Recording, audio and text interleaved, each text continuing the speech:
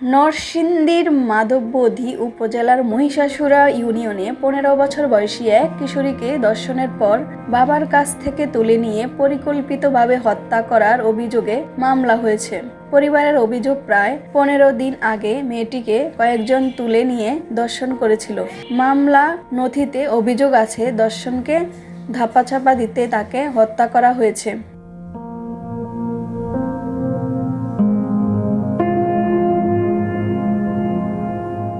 প্রথমে মামলার ৫ জনকে গ্রেপ্তার করা হলেও পরে পুলিশ অভিযান চালিয়ে মোট ৭ জনকে গ্রেপ্তার করেছে, যার মধ্যে প্রধান আসামি নূর মোহাম্মদ ওরফে নুরা এবং হযরত আলী অন্তর্ভুক্ত। আমরা প্রাথমিকভাবে জিজ্ঞাসাবাদ করছি, আমরা তাদেরকে রিমান্ডে আনবো এবং পরবর্তীতে আইনগত ব্যবস্থা যা যা নেওয়া দরকার আমরা সবই নিব। এইটা যেই দলের হোক, যে মতেরই হোক, যত প্রভাবশালী হোক, তাদেরকে অবশ্যই আইনের আওতায় আনতে হবে। আমার মেয়ে রসুনটা মারছে, মেয়ের লাশ পাইছি, আর আমরা এরা বদলি আমরা ওকে ফাঁসি দেব। যারা যারা আমার জিয়ারে মারিয়ে জানে মারিয়া ফেলাইছে, যারা যারা মারছে হেগাও আমরা বিচার চাই। নুরুকে গাজীপুরের মাওয়ানা এলাকা থেকে ও হযরত আলীকেও ময়মনসিংহের গরিপুর থেকে আটক করা হয়েছে বলে পুলিশ জানিয়েছে। কিশোরী আমেনা হত্যা মামলার প্রধান আসামি কিশোরী আমেনাকে ধর্ষণের পর হত্যা করেছিল। ১-২ মাইল রাস্তা আমরা দৌড়ে আমরা তাকে গ্রেপ্তার করতে সক্ষম হয়েছি। উপযুক্ত বিচার হবে এই প্রত্যাশা আমি জানাচ্ছি। এটা যে দলই হোক, সঠিক তদন্তের মাধ্যমে এটার আমরা বিচার চাই। ধর্ষণ এবং হত্যার বিচার আশা করি।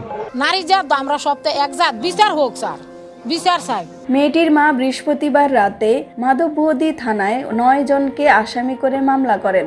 পুলিশ জানায়, মেয়েটিকে বাবার কাছ থেকে তুলে নিয়ে যাওয়ার পর তার লাশ একটি সরিষা ক্ষেত থেকে উদ্ধার করা হয়েছিল। এজাহারে ৯ জন আসামি করা হয়েছে। ধর্ষক হিসেবে ৪ জন এবং সালিশকারী হিসেবে ৫ জন।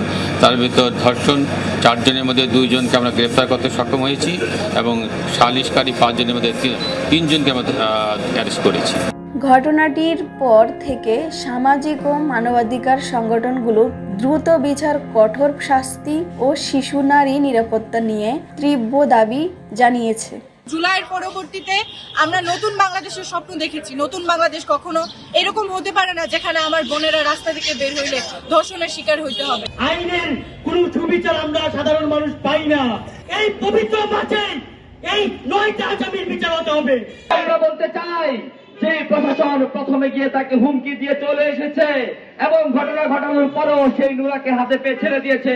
সেই প্রশাসনকে জবাবদিহিতা করতেই হবে।